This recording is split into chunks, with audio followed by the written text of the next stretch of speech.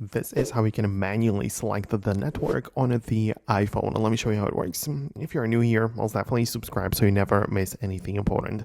So you can open up your settings and the network stuff is part of the cellular section. So you can proceed there. And you can then click on the SIM card. Like if you have more numbers, select the one you want to change it for, right? And there you can see a couple of different things. One of them is the network selection.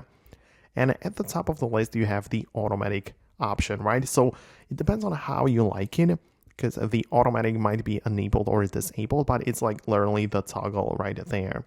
If you don't set it automatic, you will always have to change the network if you travel to a different country, right? Or, it depends on what you're doing, but that is how it works.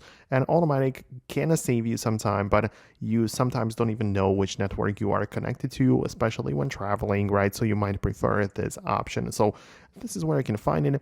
As I said, it has to be set up separately for different phone number if you have multiple of them. So that is something which I would recommend you to do.